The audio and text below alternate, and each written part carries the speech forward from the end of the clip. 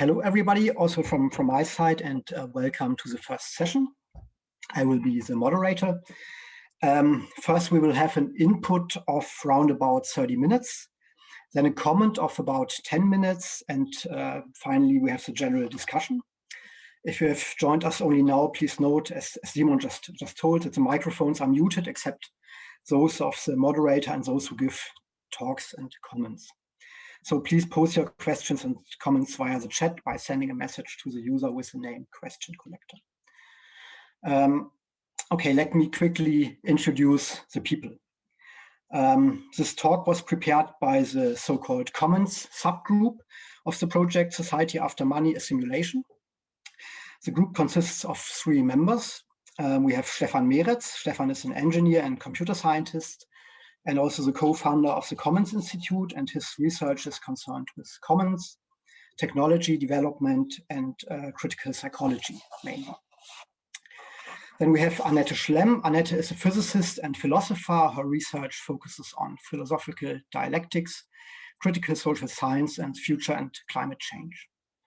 And finally, we have Simon Sütterlütti.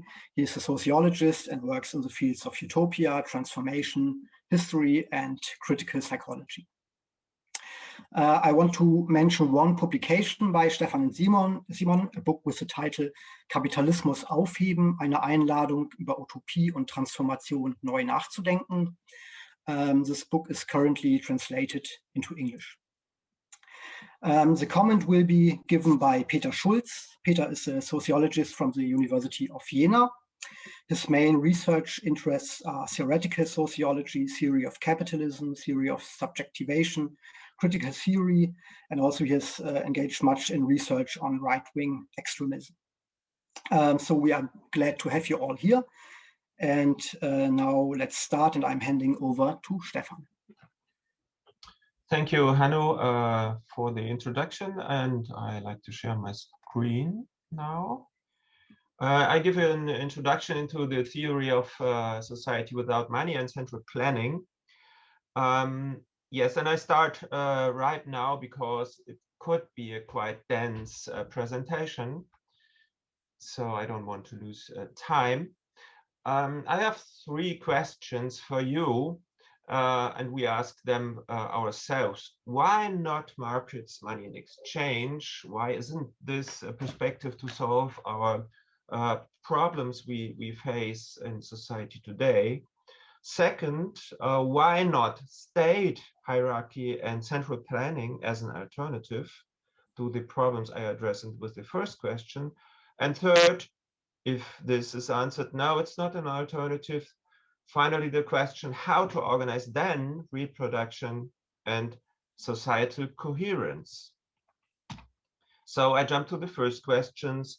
Why not markets, money, and exchange? Couldn't be simply these elements like market, money, and exchange.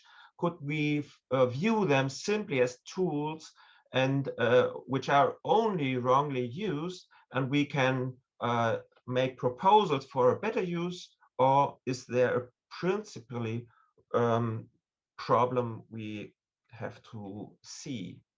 And I try to explain why I see there's a principal problem which cannot be solved by simply applying these tools, in quotes, in a different way. So I want to address 3 basic contradictions and their movements. These formulation contradictions and their movements is direct to a philosophy of Hegel and of dialectics. That if there are contradictions, then they always are not static, but they find their movements, and they try to solve them, and some new contradictions emerge. I will explain that. So first of these 3 points are the twofold nature of products when they are becoming commodities. And this is what Marx said, that this is the pivot on which a clear comprehension of political economy turns. So it's the most important thing to understand. And it's the difference between, Marx used the word use value and exchange value. And I use a little bit different terms. I see it's a difference between the needs which get mediated in society, and we see these need focus to satisfy these needs in production and in consumption. On the other hand, we have the value which emerges from exchange, and the commodity form. We have the value as the societal mediation via money and markets. So these two parts fall apart. We have the need versus value mediations. Second part is we have separate production of private owners of the private property and using wage labor. They do not coordinate in the first hand, but only when they come to the market with their products, then coordination is done by market exchange. And this separation leads to a lot of contradictions. And third, we have a split of sphere of reproduction, mostly based on female work. This is due to the fact that not every activity in society can be put into the monetary form, into value form. And there's a lot of very important activities, especially in reproduction, which is not paid, simply not paid in capitalism, but it's the basis of our activity in society as a whole. So these contradiction between need mediation and value mediation undergoes metamorphoses, as Marx named it. And here are only some few points I want to mention. We have sensual vital needs. These are the consumption-oriented needs versus commodity consumption. We cannot satisfy these needs directly. We have to buy commodities. And on the other hand, we have productive needs as humans. And on the other hand, these productive needs cannot unfold freely, but they only can express in form of wage labor to gain money to satisfy our sensual vital needs. Another contradiction is we are producing in society in a societal way when you look at the whole picture, but the profit, the value, the extra value which is produced is privately appropriated. And we have finally the private reproduction and the societal utilization of labor force. Yes. So my view on capitalism is that this is a society of exclusion and externalization. What do I mean by that?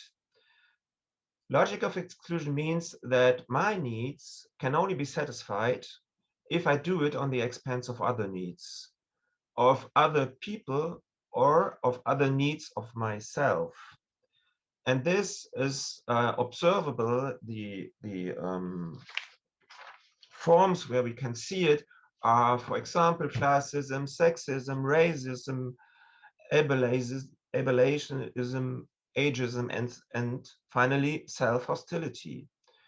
So we cannot, by will, include the other people, but we have to, and we do this every day, have to exclude the others and their needs.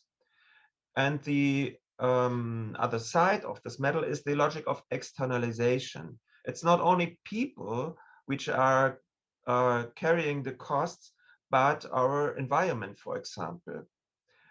In order to minimize the production costs, this goes to be competitive on the market. This goes on the expense of the environment and leads to destruction of nature, loss of biodiversity, and so on and so on. You know all that.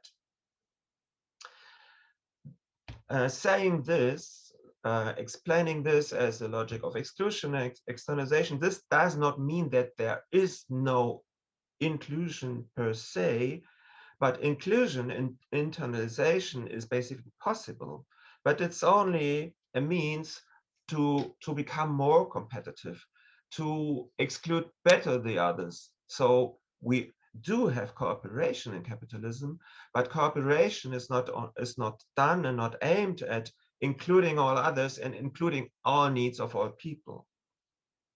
So to conclude, the normal functioning of capitalism leads to all that problems. It's not a wrong application of useful tools like money or market or so on. It's the normal function that leads to exclusion and externalization, and that leads to that problems we face, that destructive problems. So the question comes up, if this is so bad as I try to explain, why then not use the tool state? Why not find a hierarchical central planning to avoid all these problems? So I like to make a little comparison of market mediation and planned mediation. In this table, you see the product form is the same, basically the same if you have planned mediation. If you take these proposals we have today by, for example, computer socialists, and we will hear some more about that in our workshop. The goal is different. We have on the one side profit, and on the other hand, we can assume they are the needs of the people who are the goal to satisfy them. The fourth is valuation. This is clear on the market mediation side, on the capitalist side, and on the other hand, plan fulfillment. So plan fulfillment sounds like an alien goal. The individual driver is the same. It's wage labor to gain money, to be able to participate in the richness of the society. And on the planned mediation side, we also have wage labor, maybe not to gain money, but there are other forms who have the same function of money to get access to the produced richness in society, to get access to their share in this amount of my in the amount of my contribution. The planning is done separately in capitalism and centrally in a planned mediation society, and decisions are also separately done, and in planned mediation top down to reach coherence in society and in production especially. The reciprocity, as I explained before, is exclusion logic, is based on exclusion logic in capitalism. And I call it a static inclusion. Because of the central planning, I can try from the central point to include all the needs I know, but this can only be done in a very static way. So the possibility to adjust is very weak. The mediation in capitalism is done ex post, and very dynamically, and ex ante, but also in a statically way in planned mediation. And the effects, I explained it, is externalization, and historically we saw a lot of externalization in real socialism if we take this as an example, but I do a question mark at this. I think it should not be, it must not be this result, this effect in planned mediation. So the features of a centrally planned production are, we have common property. I guess we have a stronger state, or in case of a council system, we have strong councils and a higher rigidity or stability, depending on how you are discussing it. We have weaker markets or no markets, but on the other hand, lesser adaptiveness. We have a coupling, and this is essential for me and for us, that we have a coupling of contributions and consumptions. We have coerced productive activity, for example, in form of wage labor. And we have already, we have a reproduction sphere which remains split off. So not all activity is acknowledged by society, for example, by wage labor and money. And the products remain in commodity form, and plant mediation is mostly done via value, the value dimension. I come to this later. So now the third question: if this is not so possible to organize a society in a coherent way, can we do this in another way, beyond market and state? And this is the question of our project. We started by taking assumptions from critical psychology. The first is, and very essential one, is that contributions and usages of the products which are produced are coupled on a societal level, or should be coupled. In capitalism, isn't this the case? We are using more of the resources we can use, but it should be coupled on the societal level to become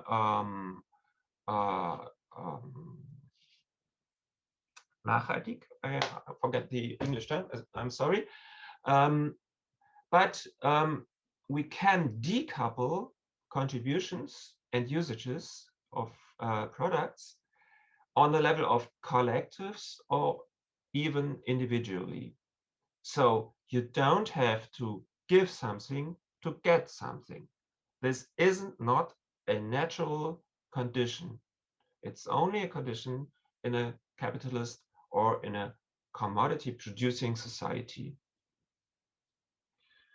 Humans have contribution related productive as well as use related sensory-vital needs. Mostly needs are only put on the consumption side, on the side of sensory-vital needs. For example, to eat something or to get a stable housing. But we also have productive needs. So we don't have to coerce people to do something useful for society. We want to do these. So contributions can be carried out motivated, ranging between voluntariness and necessity. It's not the case that we only are motivated by doing something voluntarily, but we can see necessities and we can react and act on necessities. We see this especially in the reproduction sphere, where a lot of necessity which are not paid simply. Disposal over production and its results, the precondition. And this can be done collectively by people in charge. And this is you can say, an alternative to the form of property. We can use our productive means and use them collectively and for our goals we want to reach to satisfy our needs. And we will have differences because we are individuals and we are different. So needs will be different in society, but they can inclusively mediate it as conflicts. And this is an important part for our model, which we get later in the presentation of the simulation, not done by me, but my colleagues. So theoretical consequences. We need a basic new social form, and this new social form for us is the commons instead of commodity. We need self-mediation instead of these twofold mediation with this contradiction between need and value mediation. We can have explicit conflict resolution instead of implicit decisions by using money. If you have money, you decide. We can organize distributed planning instead of central planning. We can create a self-similar network instead of a uniform hierarchy. I will present this later. And we can organize meta commons to organize a societal coordination. Now I come to these self-mediation and distributed planning by stigmergy. Stigmergy is a special term which comes out of the discussion of the commons, and it's a hint-based form of self-organization. It has two aspects. First, we have the process inherent informations, and this is to do the self-mediation. Self-mediation means simply that you use the information of the process, of the productive process itself, to adjust the process and to do better within the process. And second, you have process meter informations, and these are meter with respect to the immediate productive process. You can name this planning, and we can use these meter informations for distributed planning. So these plans provide the frame for these process inherent and self-mediated mediation. What we have to see here is there's a difference between these process inherent information and these meta informations. You can feed back from the process informations and use them for adjustments, but you cannot directly use these feedbacks, these learnings, to put them into a better planning, because there's always a difference. And for your imagination, I have a sketch here. You see in orange these process media information, the layer of planning, so to say, and we have the layer of process, which light blue below.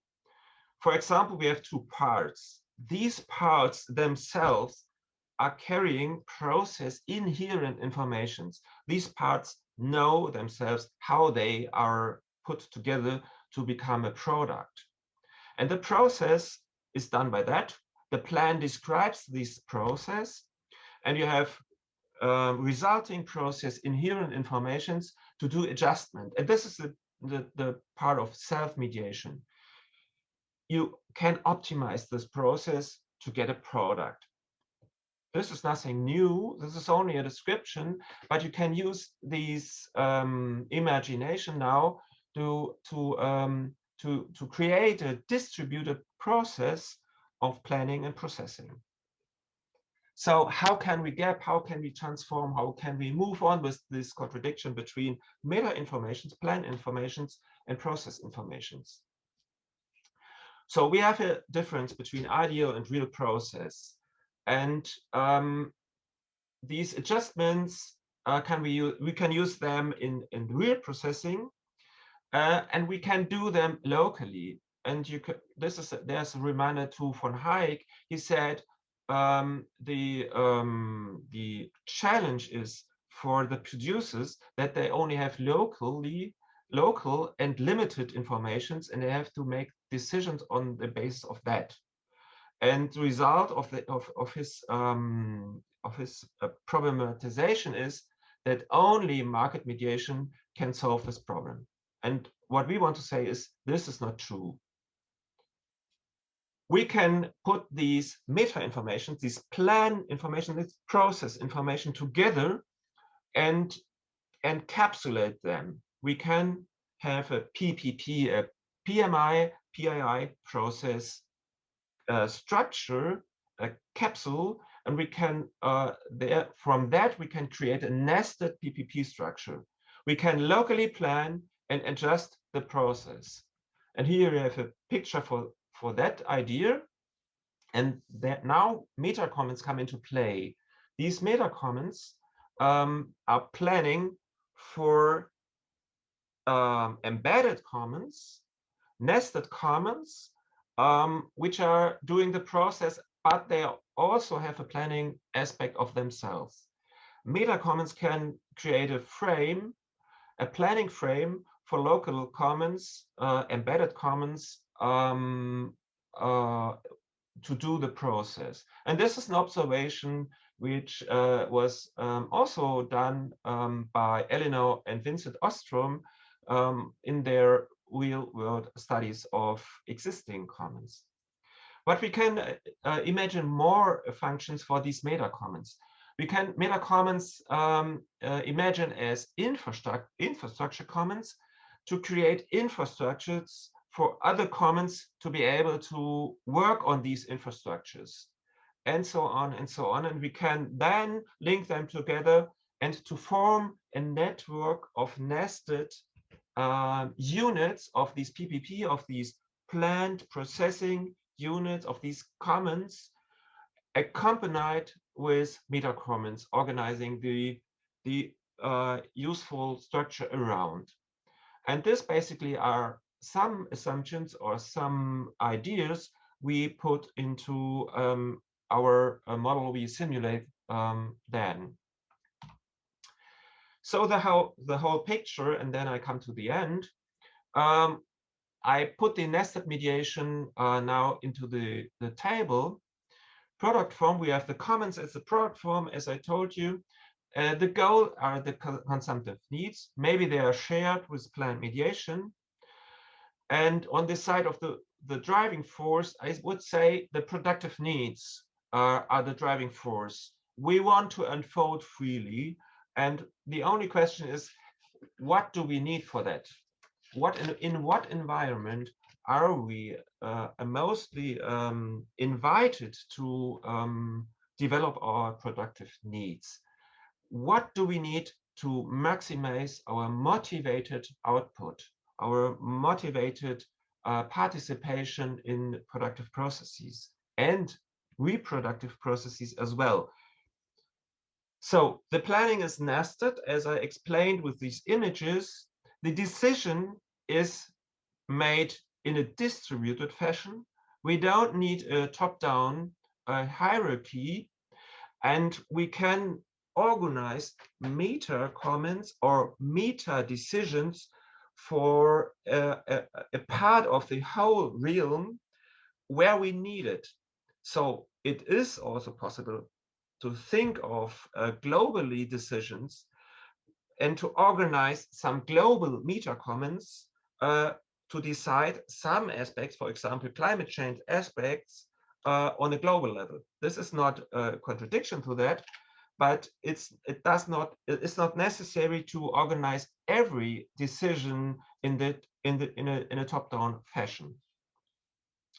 So the decisions should be made at a place where it is useful.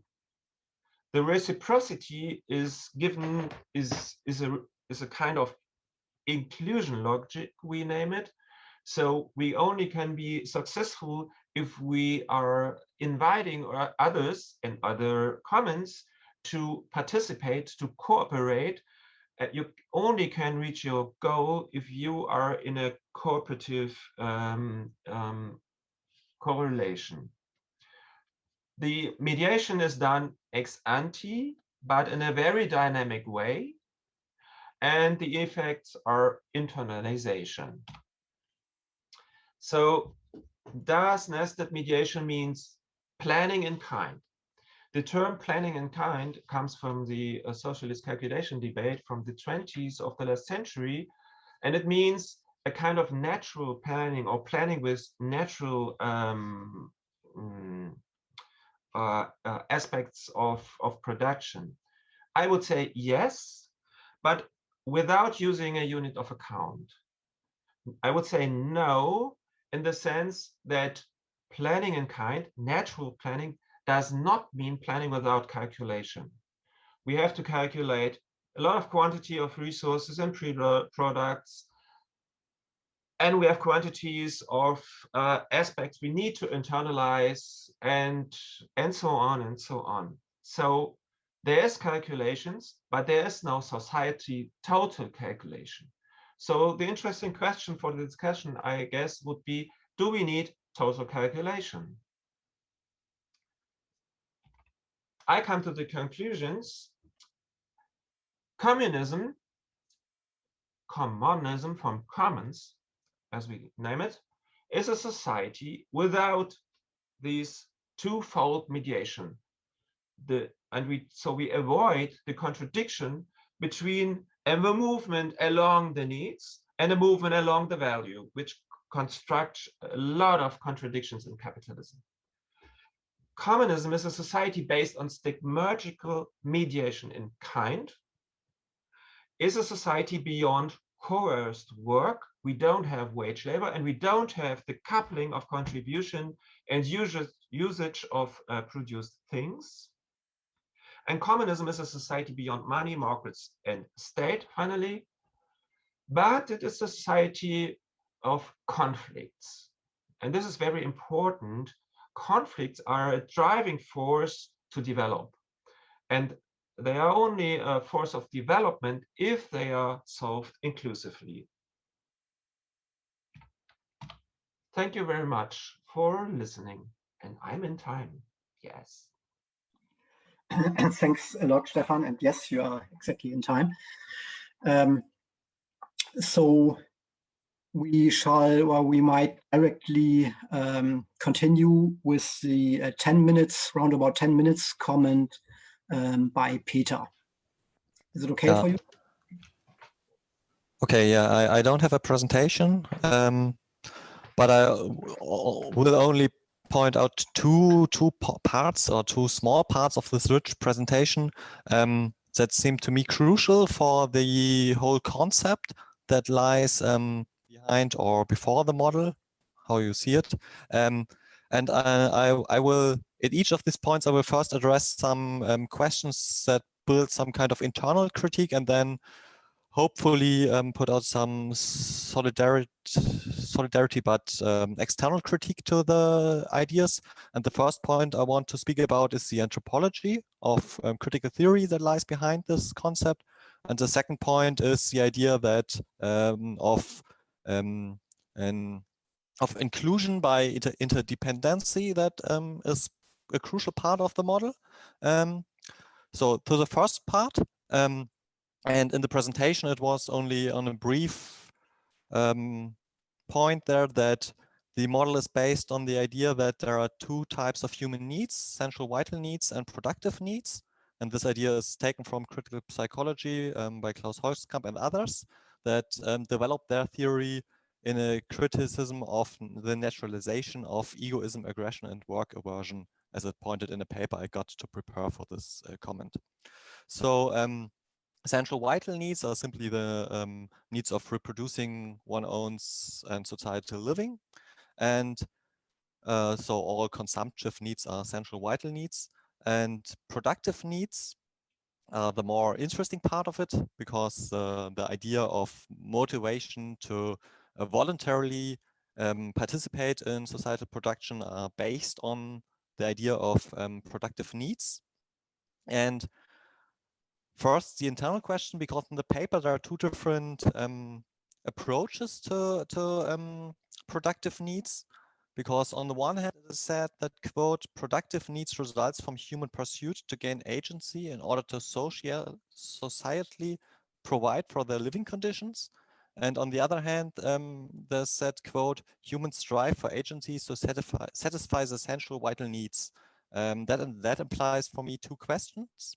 And that is that these questions are not kind of a fundamental critique, but more like these could be questions the project will have to answer on the way. And the first question is, do humans develop productive needs accordingly to their essential vital needs, or more accurately to their unsatisfied essential vital needs? So what influence have shortage or the accessibility to enough essential vital goods to the development and forming of productive needs? And And the second question is it necessary to satisfy one's own agency by participating in societal production? Could I not realizing my agency by stealing or by robbing somebody? Because it also would fulfill my essential vital needs and also would be agency. So why agency directly transfers to the need of pro-social productiveness? These are the two questions. And the external critiques comes from other theories that also criticize the naturalization of egoism, aggression, and work aversion, but would point out that there are maybe other needs than only central vital and productive, or the productive needs come from have another structure. And the first example I would take is aggression from a Marcusean perspective, because Herbert Marcuse also criticizes Freud for his naturalization of the death drive and his naturalization of destructiveness, but keeps his theory of primary sadism in early childhood and therefore his theory of aggression. And with him, one would say that productive needs are indeed grounded in the desire of agency, but not necessary in a pro-social way, because agency is simply the means for satisfying essential vital needs that can be realized in a pro, a, or anti-social way, because he would say it is based in the desire to ward off the fear of death, and because humans are interdependent beings, the fear of loneliness, but is formed not in a rational way, not necessary in a rational way, how to overcome this fear. And then therefore the desire of agency can take the form of dominant behavior towards others, to control them, to ward off this fear. And in capitalism, this is not only satisfies through, for example, patriarchal violence, but also to the mere act of buying and owning stuff. Because in capitalism, if I can buy something, I can shut out seemingly all societal control over my own property, and therefore can control my part of the world. But also, Marcuse would say this desire is not produced by capitalism, but it's formed by capitalism. So what form would take this desire, taken outside of the possibilities of dominance that are provided by market and state, for example, becoming a policeman or a bureaucrat? And is it sure that this desire would become the desire to be productive within societal forms, or could it become even more violent? The second candidate, I guess, for another desire is the desire for distinction. And I would try not to argue this with Bourdieu, but with Axel Honneth, with his theory of recognition, because he has three dimensions of recognition. First, recognition as a productive member of society for one's own agency, and that corresponds very well with productive needs. Second, as an equal person with same rights. So that corresponds more or less with the needs for essential vital goods. But on the third level, what is the first level in his theory, there is an desire to be recognized as a being within specific individuality that is provided for Honneth in love. But in modern day capitalism, at least in the capitalistic centers, it's also provided by shopping and Instagram. So you can perform your own individuality via consumption. So, and also you have to provide some kind of distinction to stay within the competition of the workforce market. So these two candidates, maybe candidates that are necessary to discuss as needs and how they will form in a society without market and state. Yeah, I have a little too long, but I would shortly address the second point. Interdependency creates inclusion. And the idea of the project is that, I have understood it, that all decisions are made by productive corporations in their interdependency with their suppliers. And the paper assumes that this constitutes a more or less symmetrical interdependency, but, quote, the commons that succeeded in inclusion will be ones receiving most support and contribution, end quote. So the project implies that there will be some kind of societal definition of the necessary, but I would say it is more accurate to say the network of productive corporations decide which needs are sanctified needs and which aren't, and that they do it in an asymmetrical interdependency, because some goods and productive processes are rare and needed because of unequal natural distribution of resources or because of complex educational necessities of production, and therefore have more bargaining power within the network. One cannot, and other have lesser bargaining power. And this the same thing is with the differentiation between basic needs and needs with lower priority that is within the paper, because the question is who decides which are basic needs and which are needs with lower priority. And in this model, the productive corporations decided. So it implies a naturalized hierarchy of needs by the productive corporations with more bargaining power. And the same thing is with rare needs. The paper says, quote, some may have to campaign for support and promote their importance, end quote. So that sounds for me like a GoFundMe for rare needs, where individuals with special needs have to be subservient to the mercy of the productive corporations.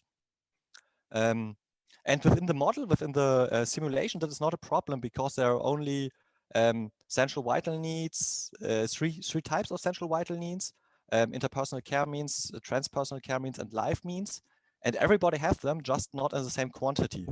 But I would say life means have qualitative difference, not only quantitative, and that's maybe a problem because some of them will not gain the support of the cooperative networks.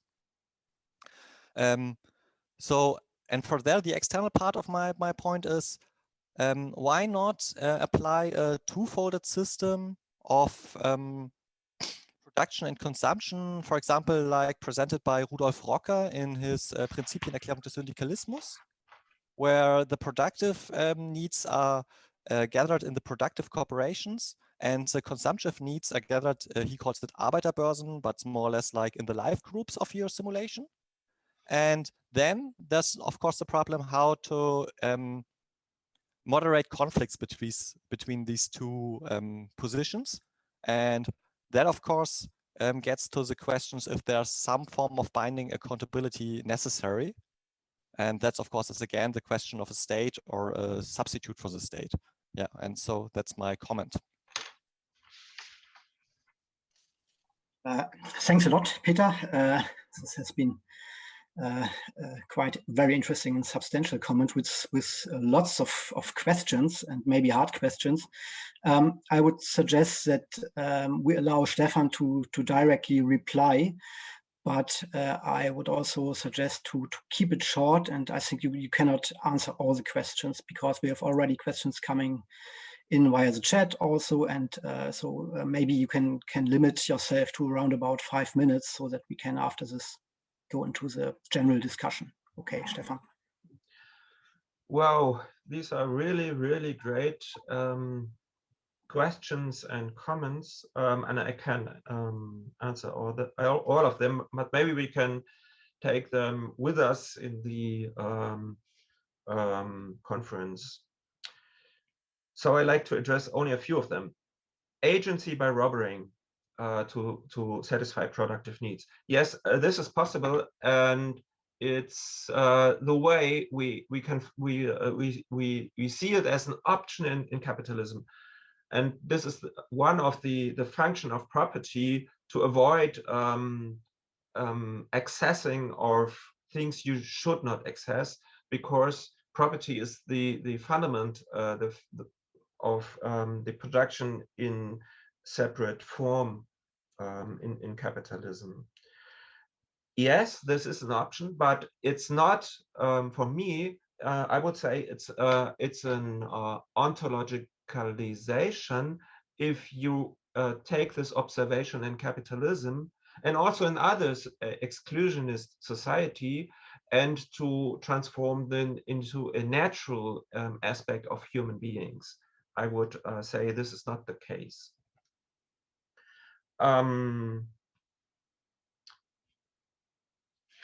I want to jump to the questions of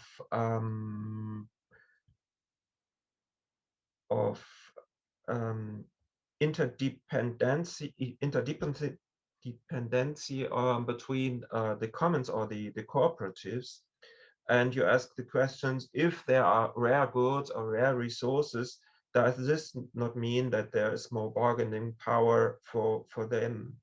Yes, we discussed this a lot, and we can, in our utopia, we, Simon and me, we wrote in the book, we try to establish or think about modes where this increased bargaining power is leveled by more, so to say, the democratic interventions of the users, of the receivers of their products.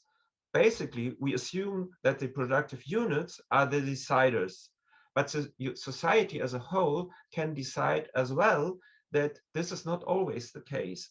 There we have some accumulation of power, and there we should apply some other solutions. For example, other committees or councils who are deciding, for example, for distribution of some rare resources or rare products. So this is possible, and this is a question of the societal process, and this would be my answer. It's not implemented in the model. Yes, I would leave it to that. Maybe others want to answer to these interesting questions as well from my colleagues. Thank you very much. Peter. Okay. Perfect. Now we can start maybe the general discussion, and of course we have these two groups, like people who are able to unmute themselves, like all the presenters and commentators. So if you like, you can just pose a question. Maybe we'll start with one question from the chat, which I will read now. This is by Dan Greenwood, and he has posed a number of questions referring to the socialist calculation debate. And now I will read one of them. His question is, you do need a total society-wide calculation of resource use, e.g. use of energy, CO2 emissions, use of labor, other scarce materials.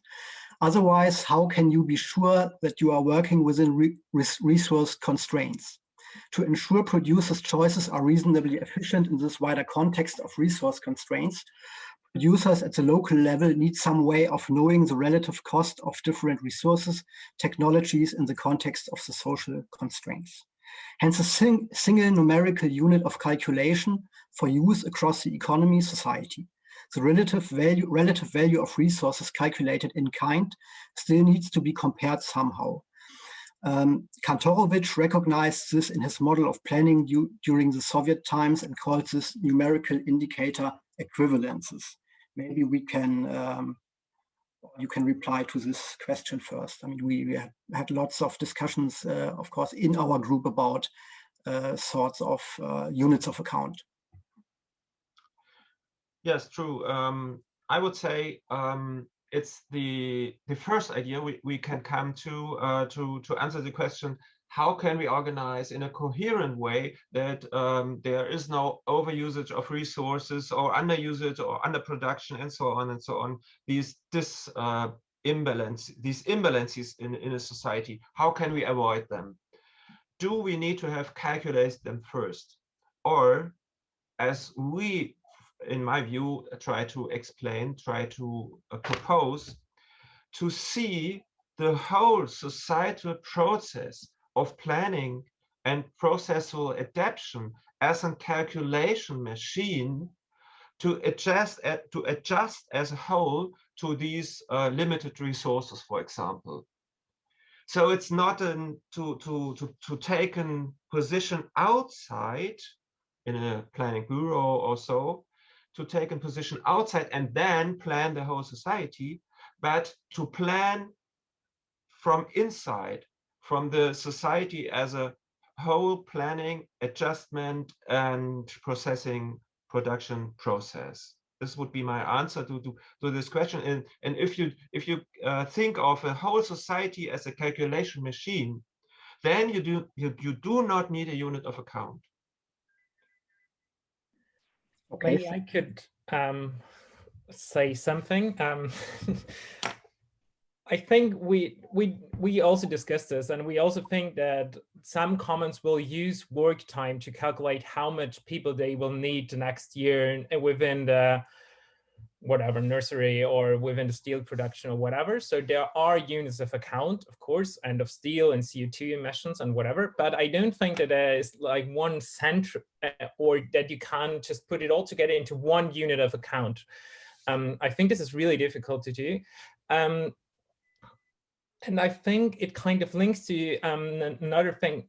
What Peter argues and what also Stefan tried to respond to, I think for me, the most important part is, do we organize this society on the basis of wage labor or not? Because if you look into the democratic, into real socialism, they did really some good planning, or they tried to do some good planning, but all the time, because they first forced people to do stuff, it didn't work out. Like they said, their socialist enterprises what to do, but these socialist enterprises, they tried to minimize their costs. They didn't tell them how much they could produce, and they always had like the conflicting interests between the cooperatives or the companies and the state, because they still have the contradiction between use value and exchange value within real socialism. And if you get rid of this wage labor, then I think you still can discuss a lot about, do we need a more centralized way to organize this, which will be also like close to council communism, or I think what Rudolf Rocker also maybe the thing that Peter said, this would be the one side, like a more centralized way. And our thing that's more decentral, or more the anarchist side or something, that would be more the communist side. And I think this is still an interesting discussion where we will find ourselves more like in between these two. But the basic concept, and this is what I would that's like the main part is, do we have to get rid of wage labor or not to do a good planning? And I would say yes. Without it, there will always contradiction within real socialism and capitalism that just destroy our planning. Hello, Stefan. Long time no see. Hello, Massimo.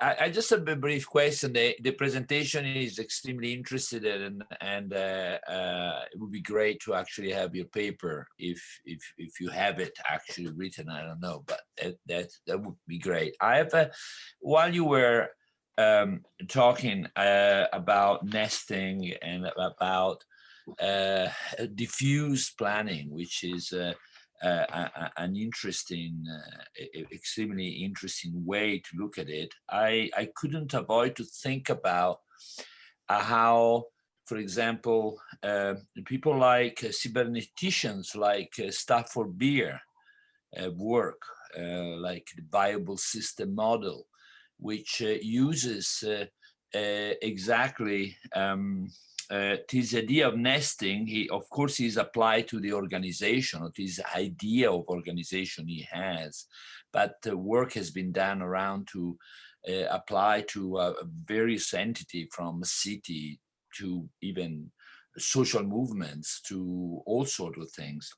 And his basic idea is a question of that any organization, that is any node that you have in that map, which are commons, would work on the premising of establishing its own viability within its system, and using the concept of requisite variety. Now, I don't want to get into technical thing here, or I just was curious because your paper evoked that to me, and I think it could use some of the inside of Stafford Beer to smooth out over the edges some of the issues, and think in terms of also what are the functions of those meta common systems that you are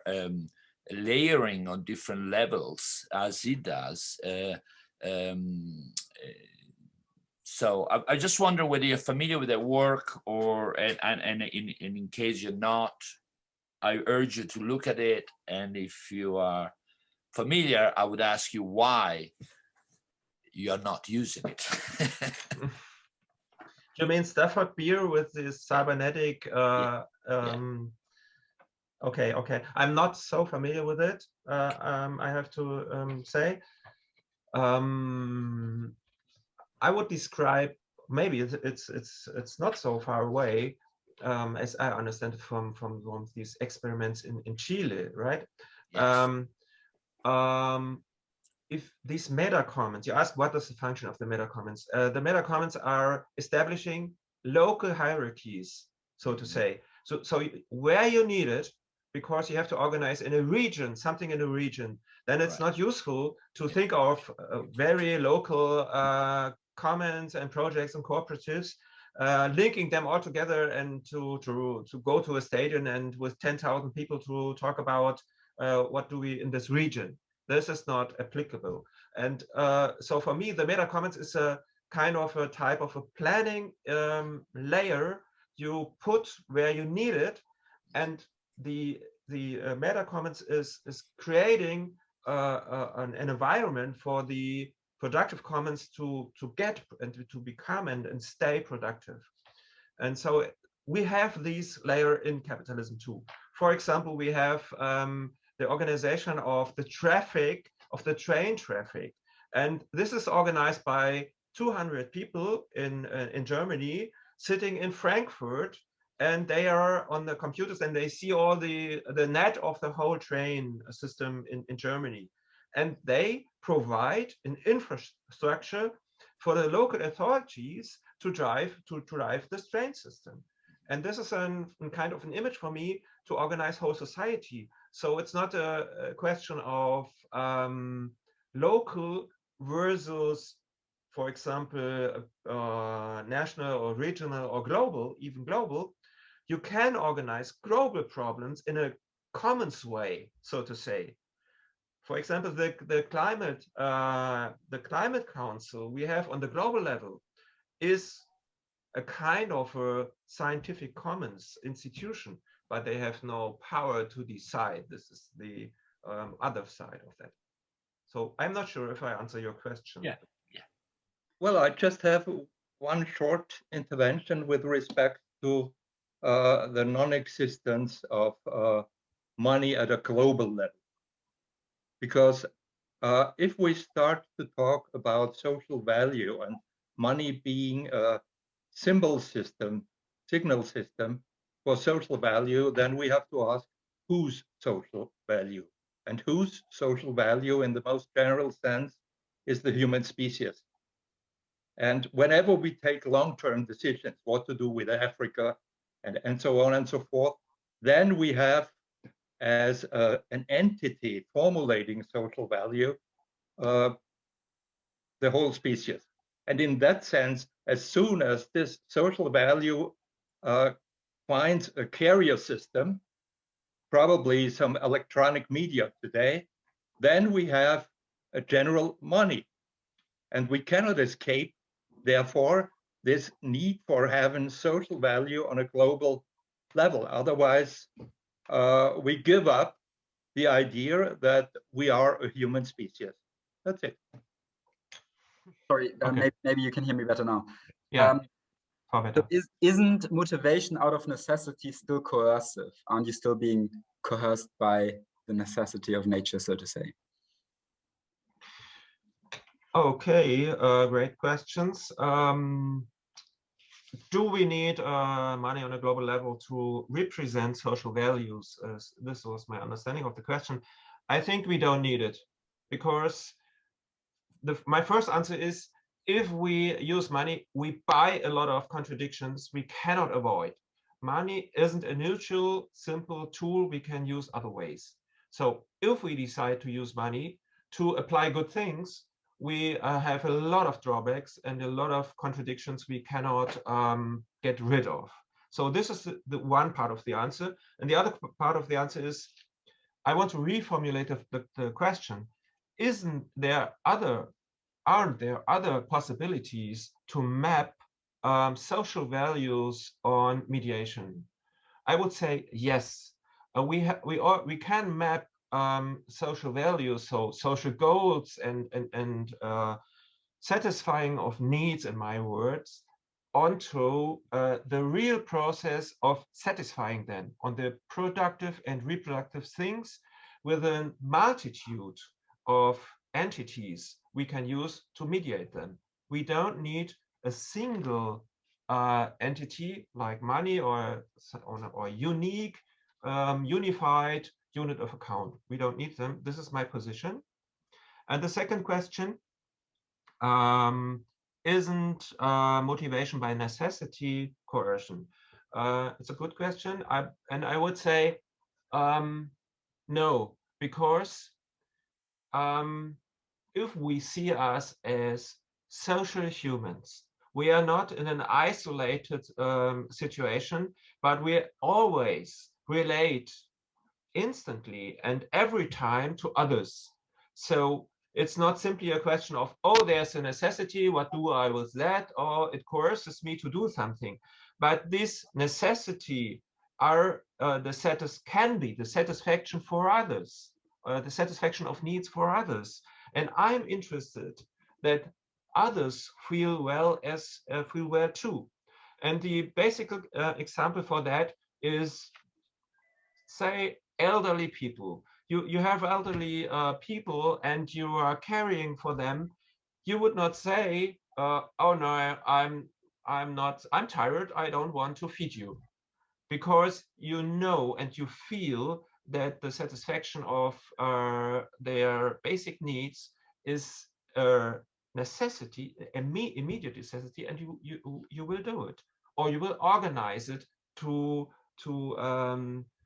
get these necessity satisfied. Maybe I can say one very small, I'll keep it very short.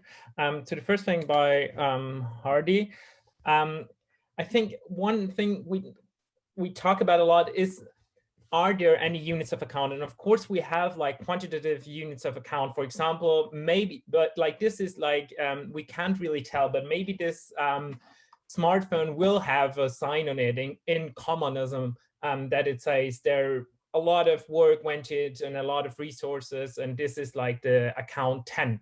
But and another thing has account 1 or something, but we really don't know. But I think when we can use these quantitative units of account, but when we really have to unfold conflicts to reach decisions, conflicts are too complicated only for quantitative things, and we have to get closer to the needs of people. And there all this qualitative stuff comes into, and discussion finally, that people really decide and discuss in small groups about this kind of stuff, not only in small groups, but really big groups with 10,000 of people discussing climate change and energy sectors and whatever. So you have you start with quantitative units, and then you have to get it more to the quality and more complex to really reach decisions. And the other thing about Jan's question is, you don't have like a coercion if your life is, if the basic things you need in life you get for free, then you're not coerced to do stuff. But I always ask myself when I think about subsistence farming, that are these peasants, I think they are motivated to do this stuff, but they can't really decide to do stuff. But within a complex society that we have today, there's always a possibility to reorganize stuff. So it's not only coercive, but we can reorganize it in stuff that it's more based on voluntariness and not that much on I have to do this. Thanks a lot for this interesting discussion. And again, there are many more questions in the chat. We'll see to bring maybe some of them on later.